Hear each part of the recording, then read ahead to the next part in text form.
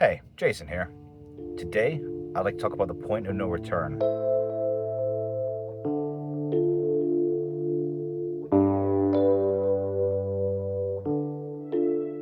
So, when you're on the path of growth, it ain't no straight line. We all know it's a squiggle.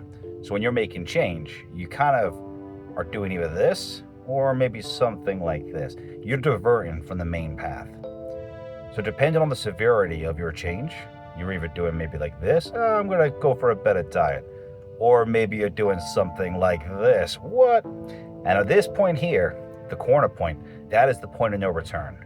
When you look behind you and you're like, oh, it would be a lot harder to go back than it will be to go forward. Now, this point of no return could come from things like, I'm about to have my first child. Oh, I've got into a new relationship and it's going to get married. I've just got divorced. I'm going to start my own business. Oh, maybe university. These are major life decisions. And when we're having these major life decisions, it is a hard sideline, straight up, divert path. Let's try a different path of destiny. And these are scary. And rightfully so. Like our brain is not wired necessarily for growth. It's wired for security and safety. We want to survive in this world. And that doesn't exactly mean growing and chasing our dreams because there's dangers involved. Starting your own business, let's say, is a matter of success, bankruptcy, small areas in the middle. It is high risk things, and that is rightfully scary. And it's okay to be scared. But when you're on that journey, you kind of just go with it. Just go with your gut and question that fear. Have I done enough? I should have done more. These thoughts, I'm not good enough, self-doubt. You gotta look at them and be like, all right, have I done enough? Probably not. You probably could have done more, but you didn't. So you probably did the best you could do.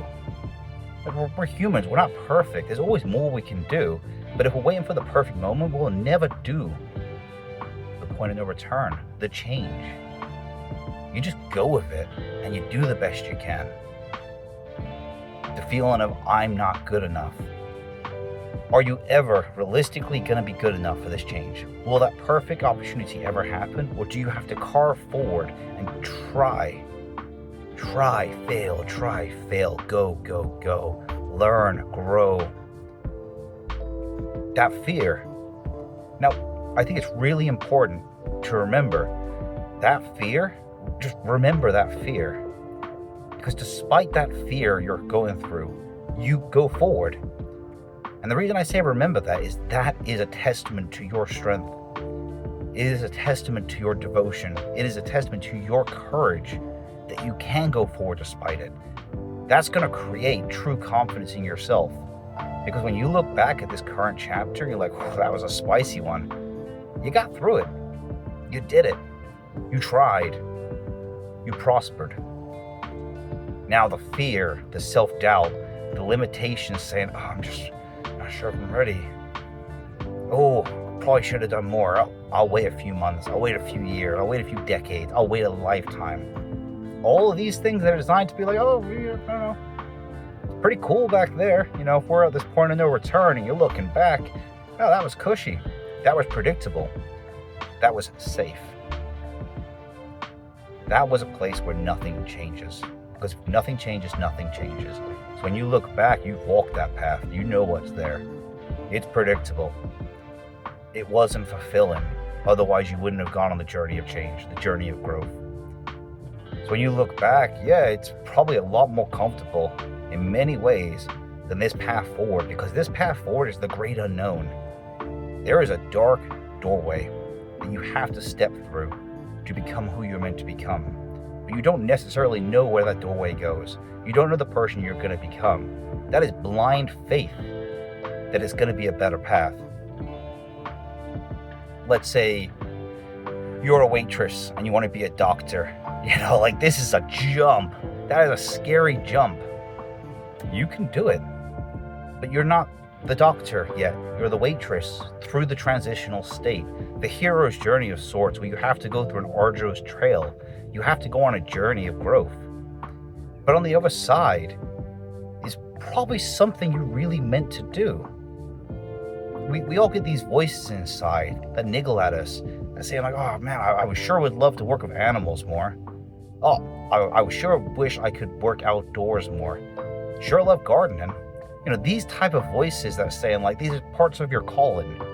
When you have them little niggling voices inside, they are the paths towards your dreams. We just have to go on the journey. Fear will keep us back from that journey. It will keep us safe. It will keep us from growing. There's an analogy I love. Okay, so a tree will only grow strong with the wind. So if it's grown in the greenhouse where it's protected from wind, it will only get so tall before it falls over. The wind itself, hidden at it constantly, creates stronger, deeper roots to give it the stability. Remember that as you're going through the hard times. All the challenges, all them feelings you have, they are genuine, they are valid. As you go through this, you grow stronger as a person, because life doesn't get easier in many ways. It keeps getting harder. You will have losses. You will have scares for yourself. Like, look at the world right now. It's fucking unpredictable. Don't fucking worry about that shit. Do what you can for you. Become the best version of you. And the only way at certain points of our lives is change. Like, it's inevitable. You're just going to constantly change and evolve and grow. And if you don't, you're kind of partially dying because you're failing to live up to your potential. You're failing to live your dreams. You're going for mediocrity. You're going just for, I'll take the easy path in life. I'll coast on by. Beers on a Friday. Hangover on a Saturday. Sunday, I don't know, fucking do some woodworking. Go back to work Monday to Friday. Waste. Life. Just done. Get to the end, be like, oh, that was a journey. And maybe that suits some people, but I don't think it suits most of us. Like, realistically, we all have dreams. There's always more that we want to do. And if you've got to that point when you have everything you want, then fuck yeah. But you probably didn't get there without the change, without the growth, without the challenges. It's the journey, it's part of the journey. This journey's not meant to be easy. Think of it like a video game. Right? So if you're level 1 and the top is 60, and 60 you're raiding, fucking killing dragons and shit like that, and level 1 you're in the newbie zone killing rats.